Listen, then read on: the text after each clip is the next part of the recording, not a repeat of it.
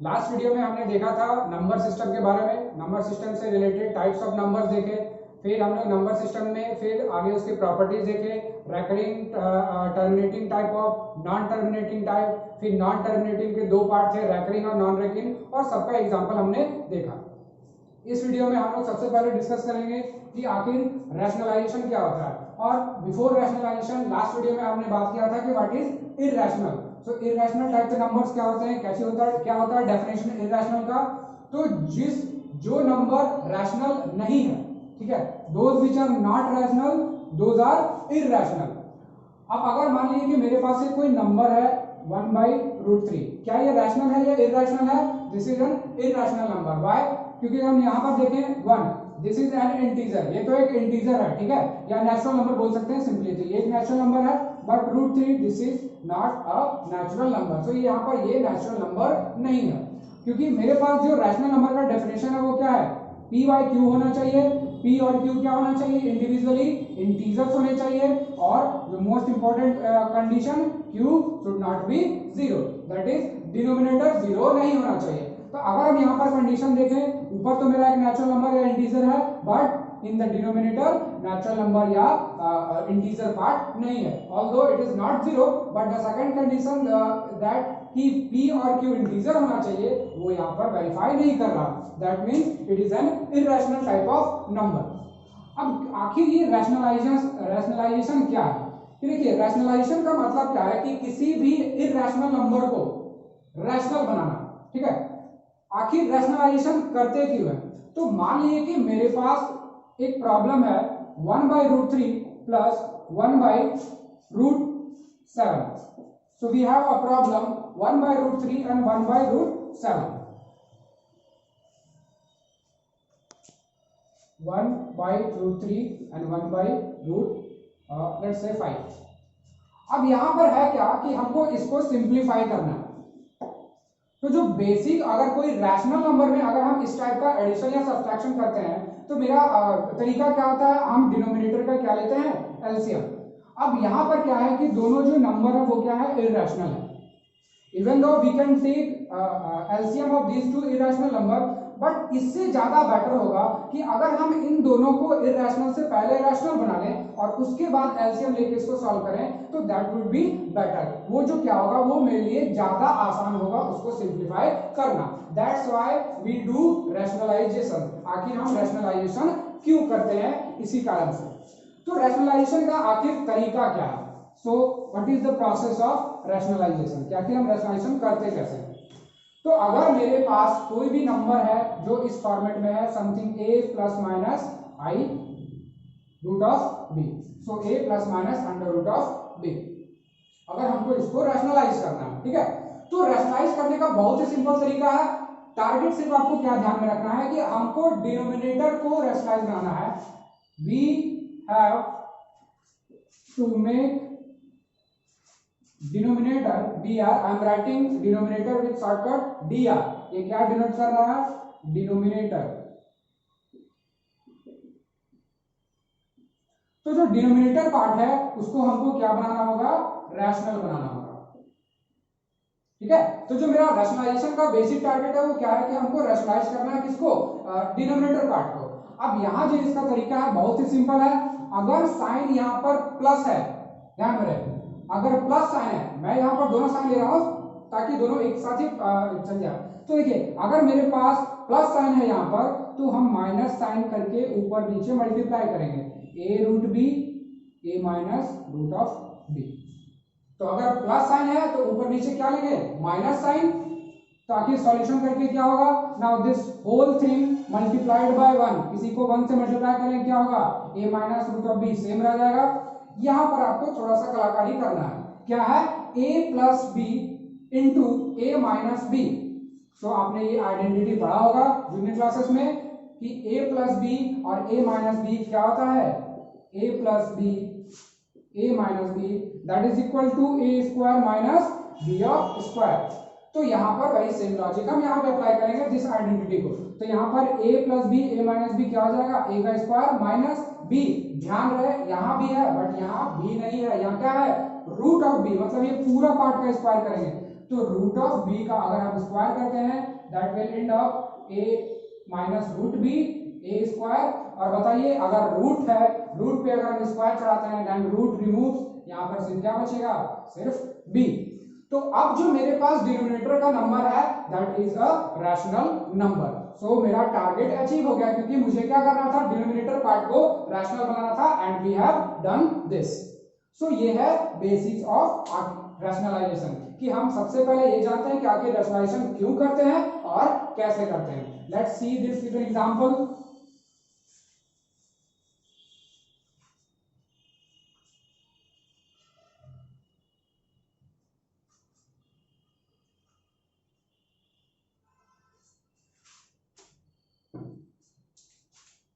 Suppose कि मेरे पास एक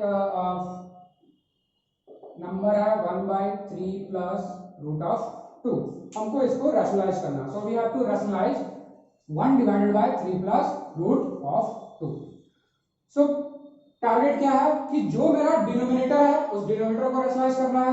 तो अभी मैंने बताया अगर साइन प्लस है तो ऊपर नीचे किससे मल्टीप्लाई करना है, 3 minus root 2 divided by 3 minus of root 2। ध्यान रहे ये ब्रैकेट जरूर देना है, बिकॉज इस ब्रैकेट का बहुत ही इंपॉर्टेंस है, we will see in later videos. तो यहाँ पर आपको क्या देखना है कि अगर प्लस है तो ऊपर नीचे माइनस से मल्टीप्लाई किए। सो व्हाट क्या बताया कि this part 3 minus root 2 multiplied by 1 becomes 3 minus of root 2। In the denominator यहाँ पर क्या है, a plus b, a minus b, so a square minus b square के फॉर्मूला से 3 का square which is 9 minus next term मेरा क्या है रूट 2, तो रूट 2 का स्क्वायर करेंगे तो रूट 2। ध्यान रहे कभी भी रूट वाला नंबर हो, रूट वाले नंबर पे अगर स्क्वायर करेंगे तो वो रूट हट जाएगा, जो सिर्फ नंबर है वो बचेगा दैट इज 2। तो अब ये क्या होता है 3 माइनस 2 रूट 2 और डिवाइडेड बाय 7। तो जो मेरा डिनोमिनेटर पार्ट था which was 3 plus root 2, now it becomes 7 which is a rational type of number. So ये है rationalization का प्रोसेस। एक और एग्जांपल देखते हैं। मान लीजिए मेरे पास एक प्रॉब्लम है रूट 3 प्लस रूट 2, इसको रैशनलाइज करना है, कैसे करेंगे, again the process is same. So in this case root 3 plus root 2, यहाँ दोनों पार्ट जो है वो इरेशनल है, यहाँ पर एक रैशनल एक इरेशनल था, तो ओवरऑल क्या होगा, इरेशनल होगा। लास्ट वीडियो में मैंने डिस्कस किया है। तो यहाँ पर क्या है कि दोनों इरेशनल है but the process will remain same. यहाँ भी क्या होगा, नीचे रूट 3 माइनस रूट 10 मल्टीप्लाई करेंगे, बीच का साइन क्या है प्लस है, तो ऊपर नीचे क्या मल्टीप्लाई कर दिए माइनस साइन से। Again this whole thing multiplied by 1, it simply appears as root 3 minus root 2 and in the denominator a plus b, a minus b, फिर वही फॉर्मूला यूज करेंगे a square minus b square से, तो क्या हो जाएगा root 3 का square, root हट गया कितना बचा 3, रूट 2 का स्क्वायर 2, रूट हट गया कितना बचा 2। सो फाइनली क्या हो गया root 3 minus of root 2 divided by 1। ये 1 लिखे या ना लिखे बात बराबर है। सो मेरा जो डिनोमिनेटर पार्ट था वो क्या हो गया, रैशनलाइज हो गया। सो ये है तरीका रैशनलाइजेशन करने का। अब यही रैशनलाइजेशन कभी कभी आपको 2 से ज्यादा 3 टर्म का भी मिलता है।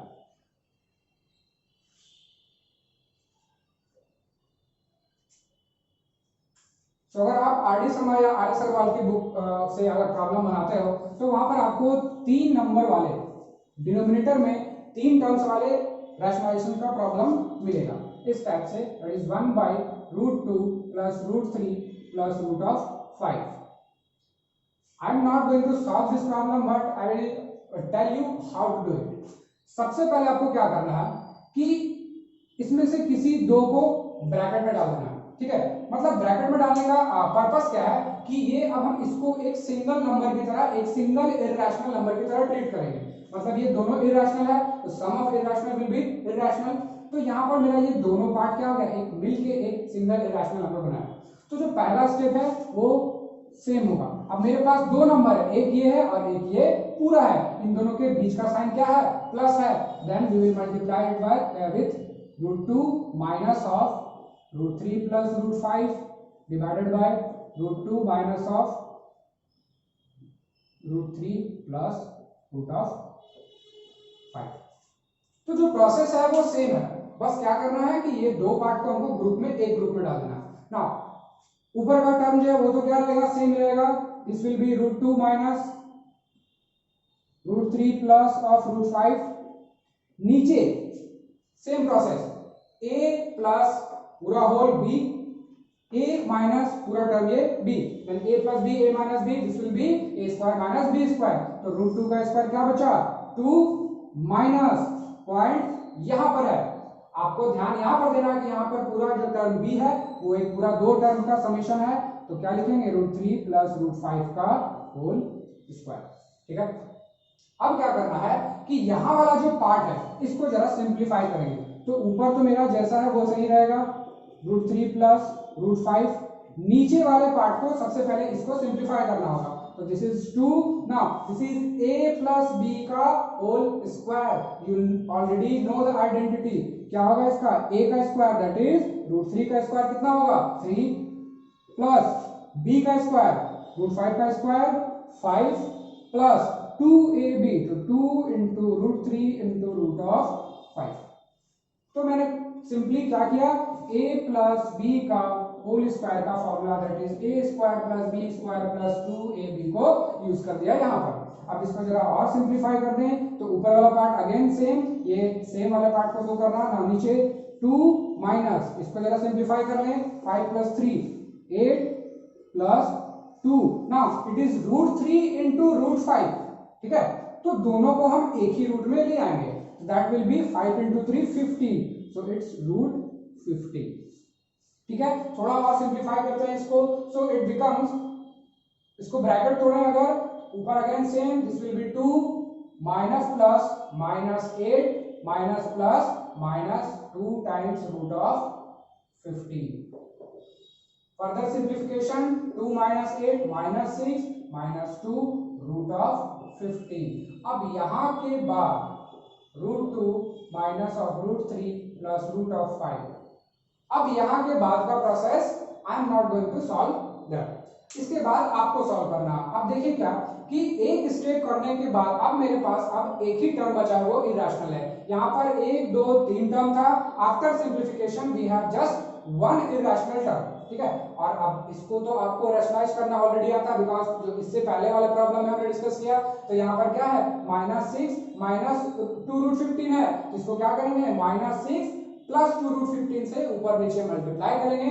नीचे again same formula a square minus b square लगेगा, और ऊपर आपको सिंप्लीफाई करना होगा जहां पर गलती नहीं करना है, बिकॉज अगर आप ऊपर न्यूमरेटर में मल्टीप्लाई करने में गलती करते हो whole answer will go wrong.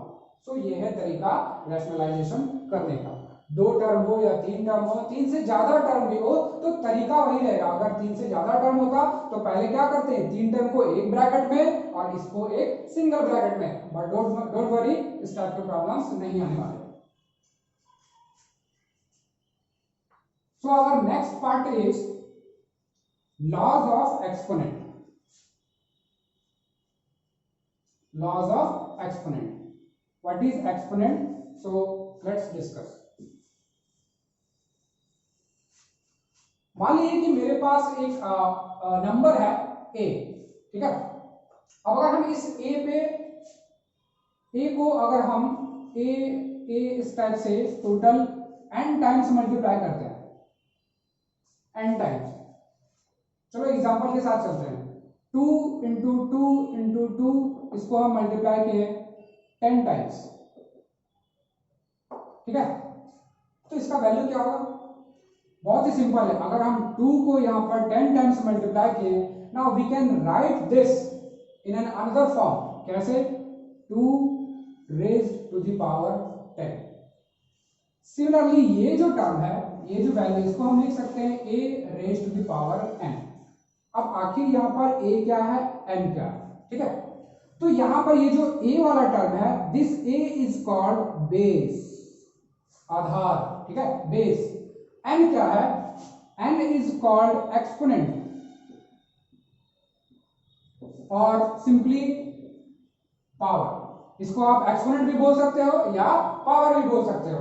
a को क्या बोलेंगे, बेस, बेस किस लिए, क्योंकि देखो ये एक तरह से कोई नीचे बैठा हुआ, उसके ऊपर n चढ़ा हुआ, तो ये बेस पे है, आधार पे है, और उसके ऊपर ये पावर पे चढ़ा हुआ रेज है, ठीक है, तो ये है मेरा exponent, this is called base और दिस इज एक्सपोनेंट। अब मान लिए कि हमको इसी टाइप, अब जो नेक्स्ट मेरा पार्ट है वो है लॉज ऑफ एक्सपोनेंट, कि अगर दो से ज्यादा एक्सपोनेंट होंगे तो उसको आपस में अगर मल्टीप्लिकेशन करना हो, डिवीजन करना हो, तो उससे रिलेटेड मेरे पास कौन कौन से फॉर्मूलाज या कौन कौन से लॉज हैं. So let us discuss the laws of exponent. Laws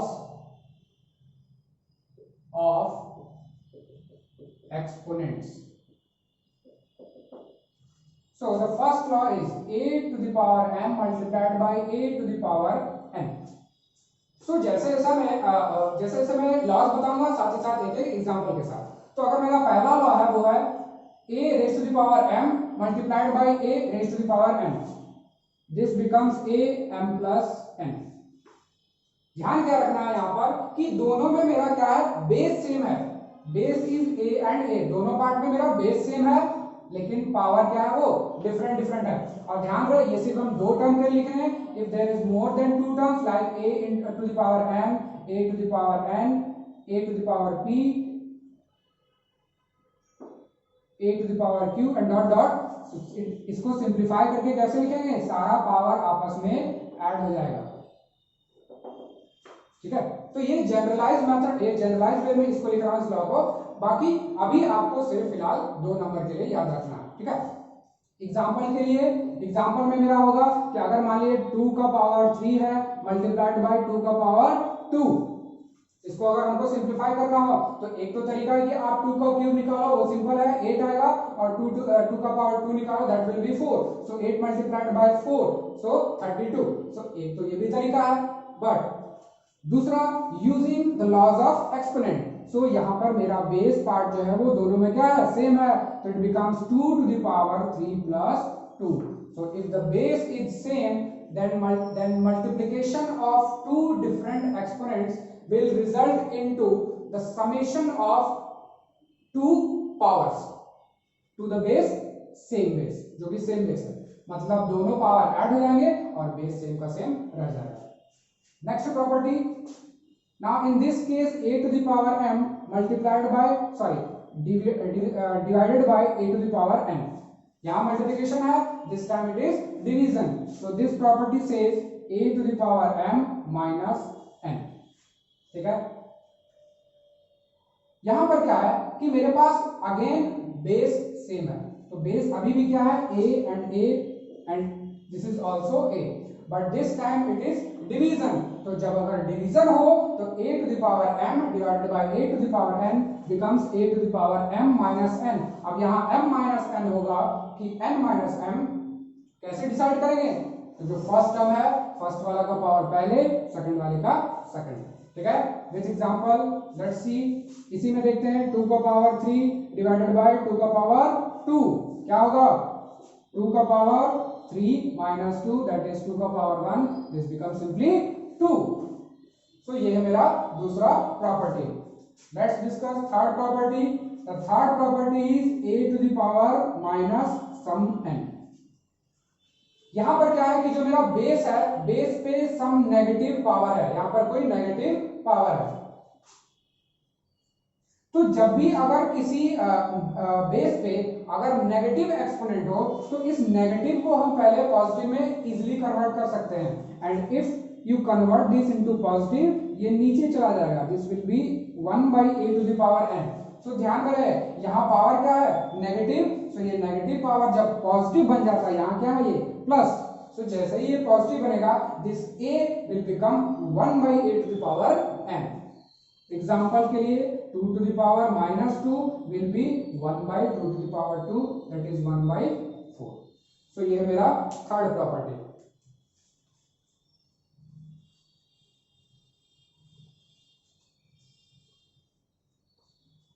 अब जो नेक्स्ट प्रॉपर्टी है वो है कि दिस टाइम जो मेरा बेस डिफरेंट होगा बट पावर सेम. अभी तक मैंने क्या देखा कि वो बेस सेम था, पावर मेरा डिफरेंट था. दिस टाइम बेस डिफरेंट होगा. So let's say a to the power m and b to the power m, दोनों को आपस में हम मल्टीप्लाई करते हैं. तो यहाँ पर क्या देख रहे हैं कि मेरा जो बेस पार्ट है वो डिफरेंट है, एक a है और एक b है, but the power that is exponent is same in both cases, यहाँ भी m है यहाँ भी m है, तो this becomes a into b raise to the power m। इसको अगर जनरलाइज वे में लिखें तो a का power m multiplied by b raise to the power m multiplied by c raise to the power m dot dot dot, this becomes simply a into b into c into d dot dot dot raise to the power m। तो जितने भी terms हैं पूरे पे ये m raise होगा और जितने भी बेस है वो सारे बेस आपस में मल्टीप्लाई हो जाएंगे।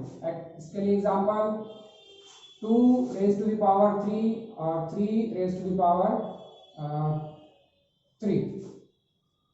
तो यहाँ पर क्या देख रहे हैं कि जो मेरा बेस पार्ट है 2 and 3 different but the power that is exponent is same.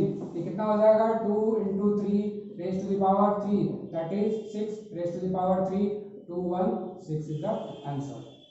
ठीक है, तो ये है मेरा, ये लो। नेक्स्ट है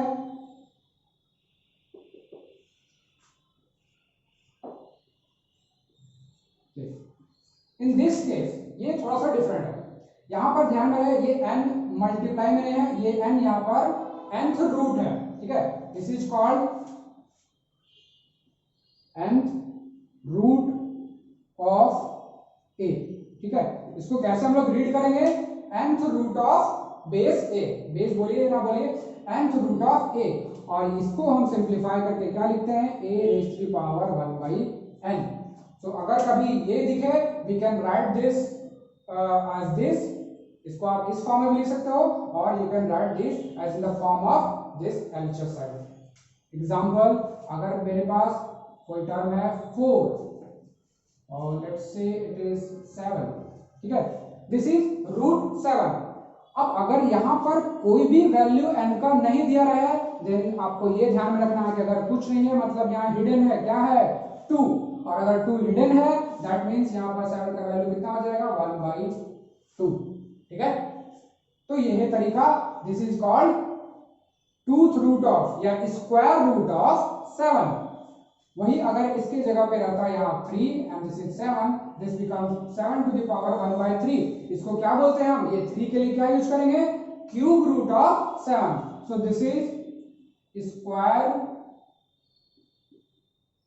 root of 7, this is cube root of 7। तो जब अगर पावर 1/2 हो तो स्क्वायर रूट, 1/3 हो तो क्यूब रूट।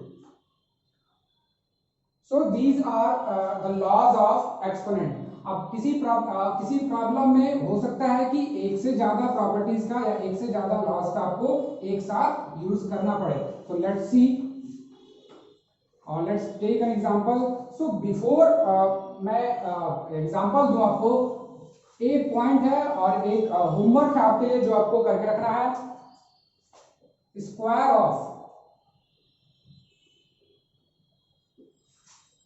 1 to 20, 1 से लेकर 20 तक के जो स्क्वायर्स होंगे वो आपको याद करके रखने हैं, क्योंकि देखिए आप स्क्वायर कर सकते हो मल्टीप्लिकेशन करके किसी भी डिजिट का, पर फिर भी आपको एटलीस्ट 1 से लेकर 20 तक का स्क्वायर याद होना चाहिए। बिकॉज जो भी प्रॉब्लम्स आपको आपके पास अवेलेबल होंगे जो सॉल्व करने होंगे, अगर आपको स्क्वायर आता है तो आप थोड़ा रिस्पेक्टिवली या थोड़ा कंपैरेटिवली थोड़ा जल्दी आप प्रॉब्लम को सॉल्व कर सकते हो। जैसे एक प्रॉब्लम लेते हैं 25 raise to the power -1/2, 6 to 5 raise to the power 1/4 divided by 81 raise to the power 1/2। अब इसको सिंप्लीफाई करना है तो यहां पर अगर हम देखें कि 3 डिफरेंट टाइप्स ऑफ एक्सपोनेंट आपको दिख रहे हैं और तीनों में बेस अलग भी हो सकता है, सेम भी हो सकता है, डजंट मैटर। तो आपको इस टाइप की प्रॉब्लम्स में करना क्या है कि यहाँ जो एक्सपोनेंट है, एक्सपोनेंट को ध्यान में रखते हुए आपको इसको ब्रेक करना है। ठीक है, बोलने का मतलब क्या है, यहाँ पर 2 है तो आपको टारगेट ये रखना है कि इस 25 को you have to target that this 25 is something का स्क्वायर, मतलब इस 25 को किसी का स्क्वायर लिखना है। अब जैसे ही इस 25 को स्क्वायर लिखोगे उसके बाद ये प्रॉब्लम बहुत ही इजी हो जाएगा। सिमिलरली यहाँ देख रहे हैं कि ये क्या है 4 तो अगर 4 है दैट मीन्स आपको यहाँ क्या करना है, समथिंग का पावर 4 लिखना है, ठीक है। नीचे क्या है, यहाँ पर 2 है तो यहाँ हमको क्या करना होगा, 2 लिखना होगा।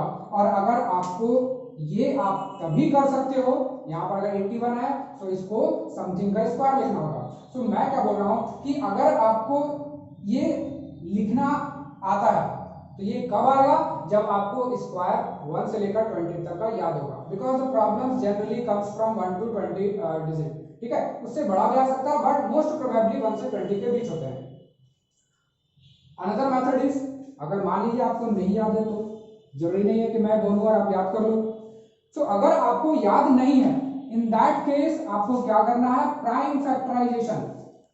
You already know about prime factorization, मतलब इसको प्राइम फैक्टर में तोड़ना है, तो वी विल ब्रेक इट। इसको क्या लिख सकते हैं, 5 into 5, इससे ज्यादा तो ये ब्रेक होगा नहीं, that means it becomes 5 into 5 और we can simply write it in exponent way 5 का स्क्वायर। तो अगर आप इसको ब्रेक करोगे तो दिस विल बी 5 into 5 और 5 into 5 को हम क्या लिख सकते हैं, 5 का स्क्वायर। यहाँ 625 को ब्रेक करेंगे, 625 को ब्रेक करते हैं, दैट इज 1 to 5 25 5। सो यहाँ पर क्या हो रहा है, 5 to the power 4, 1 2 3 4, ठीक है। इसको 81 को ब्रेक करेंगे, this will B 3 9 3 3। So it becomes 3 to the power 4। ये तो आप कर ही सकते हो क्योंकि आप प्राइम फैक्टरेशन निकालना जानते हो, ये आप जूनियर क्लासेस में सीख चुके हो। तो अब क्या करना है, अब जो भी ये वैल्यूज मैंने यहाँ पर फाइंड किए इस सबको यहाँ पर पुट करते हैं। तो सबसे पहले 5 यहाँ क्या लिखेंगे, 5 का स्क्वायर, तो दिस 5 का स्क्वायर और इस पूरे पे power -1/2। So little bit of sorry for me कि यहाँ पर क्या है, मैंने एक चीज छोड़ा प्रॉपर्टी में, वन प्रॉपर्टी इज मिसिंग। एक प्रॉपर्टी है कि अगर आपको a to the power m है, एक लॉ जो गलती से छूट गया, that is a to the power m है एंड उस पे पावर m है, मींस यहाँ पर a raised to the power m है and the bracket again raised to the power m। In this case a raised to the power m and multiplies, जो m और n है आपस में multiply हो जाएगा, that means power raised to the power and power gets multiplied. इस property को भी आप लोग वहां पर नोट कर लेना लॉज में। Second part, this is 625। 625 को मैंने क्या लिखा था, 5 का पावर 4, 5 का पावर 4 और उस पे पावर कितना, 1/4। नीचे ये कितना आया है, 3 to the power 4, 3 to the power 4 का power 1/2। Now we will use the property this a raised to the power m raised to the power n। तो अगर आप इसको आप सिंप्लीफाई करना चाहें देन दिस इज इजी। तो यहाँ पर क्या होगा, देखिए मैं डायरेक्ट सिंप्लीफाई कर रहा हूँ, 2 और उस पे पावर कितना, -1/2। So this and this multiplied, 2 into 1/2, 2 cancel हो जाएगा, कितना बचेगा, 5 का पावर -1। यहाँ पर क्या होगा, 5 का पावर 4 एंड उस पे power 1/4, 4 and 4 gets cancelled, it just become 5। नीचे 3 का पावर 4, सो यहाँ क्या है, 4 into 1/2 दैट इज 2। सो कितना बचेगा, 3 का पावर 2। तो ये हो गया। अब यहाँ पर यूज करेंगे कौन सा लॉ कि अगर a raised to the power -n है, this becomes a raised to the power n। So 1/a to the power n, ये कितना आ जाएगा, 1/5 का पावर 1। तो 5 का पावर 1 को मैं 1 लिख रहा हूँ, simplify, this is 5 and this is 3 का square that is 9। So this 5 and 5 gets cancelled, it becomes 1/9। सो अगर आपको इस टाइप के प्रॉब्लम सॉल्व करने हो तो सबसे बेसिक पार्ट है कि आपको जितने भी लॉज ऑफ एक्सपोनेंट है वो एट माउथ होना चाहिए, मतलब वो रटा हुआ होना चाहिए, दिमाग में होना चाहिए। और अगर आपको फास्ट बनाना, थोड़ा जल्दी बनाना, then you have to remember the square from 1 to 20। So इस वीडियो में इतना ही। नेक्स्ट वीडियो में हम लोग नंबर सिस्टम में और कुछ टॉपिक्स बचे हैं उसको कंप्लीट करेंगे। Thank you.